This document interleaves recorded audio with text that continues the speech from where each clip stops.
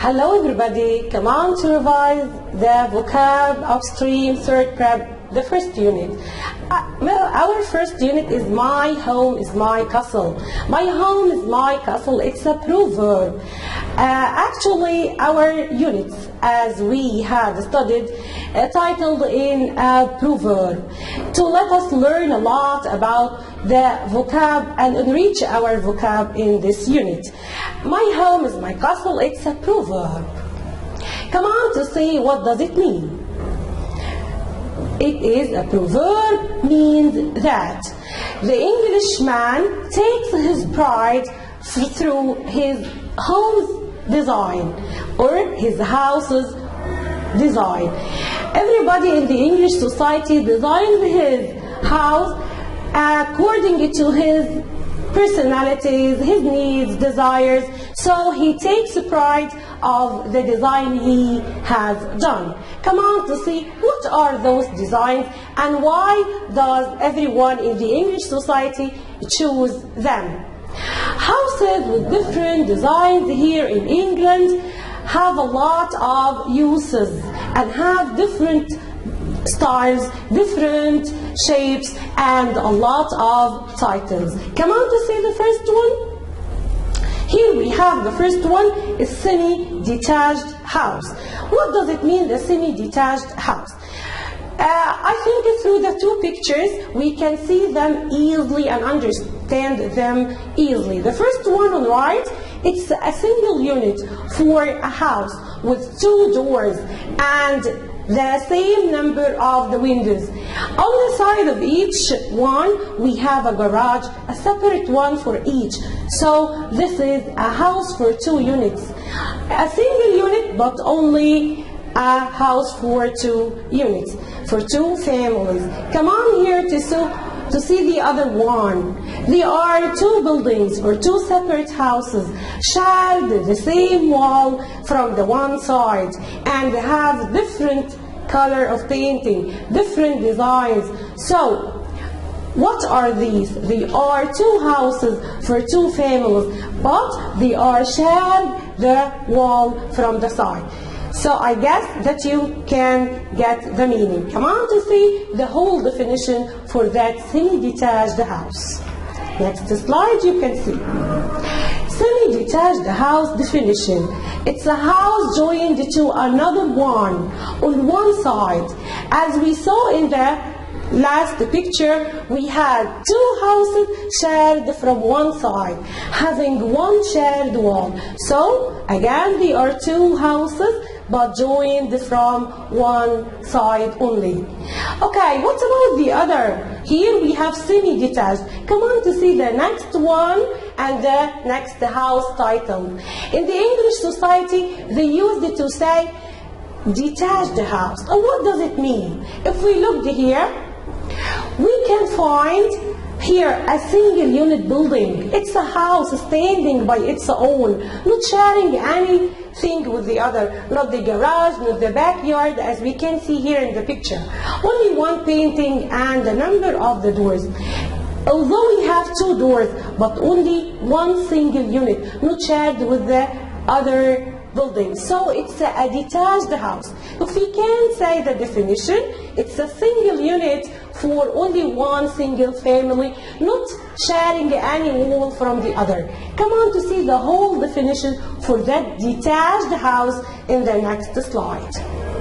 Here we can read a freestanding single family unit that doesn't share a common wall with any other structure. As we saw in the first slide, can we remember the title? It was in the first slide, semi-detached. But here it's a detached house, which doesn't share a common wall with any other structure. Let's see the other designs. Here we can see here, brick walls house. A house completely is built through brick, but doesn't have any color painting. Actually, the Englishman, before designing that, he kept in mind that I need a special design can protect him from the weather in England, because we know that in England the weather is so bad, severe, and all the year is snowy. So it is a best one for the people who suffer from snowy winter or snowy places. So we can here see two different buildings. The first one on the right is a pitched roof one, and later on we can see what does it mean, pitched roof.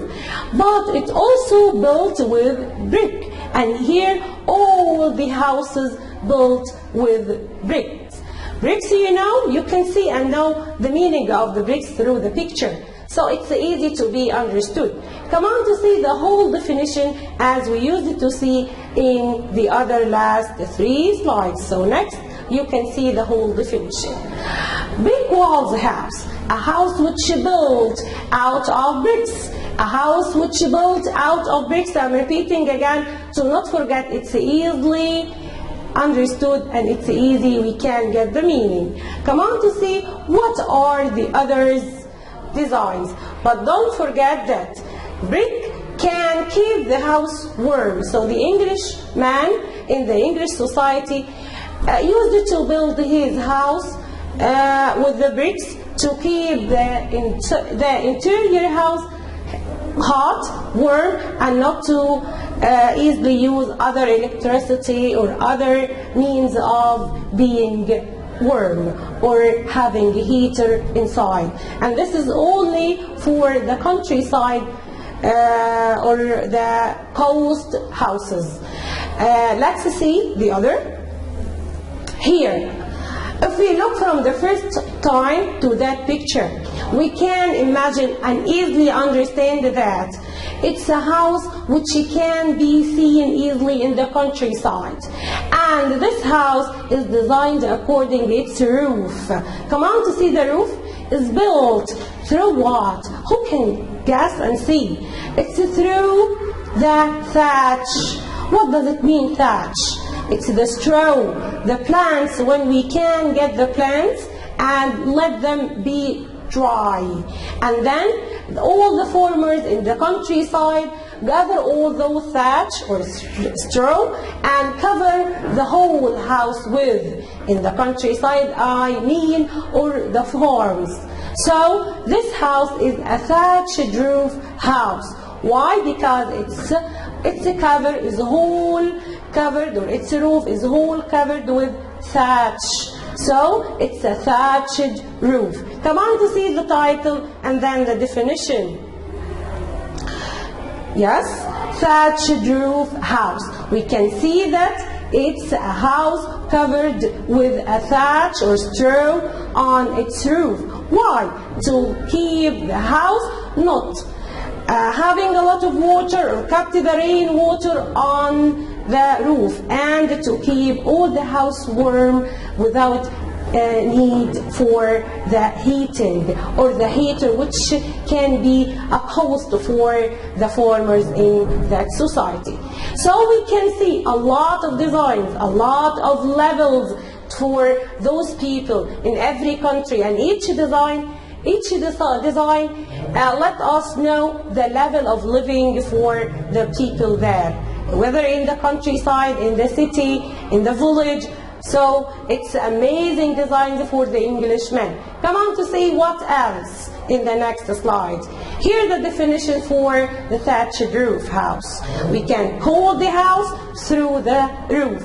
Thatched roof house, a house roof covered with straw, as I said. What is straw? It's a dry plant or the stem of the plant. We can gather them and let them be dry on the sun or under the sun, and then cover all the house with.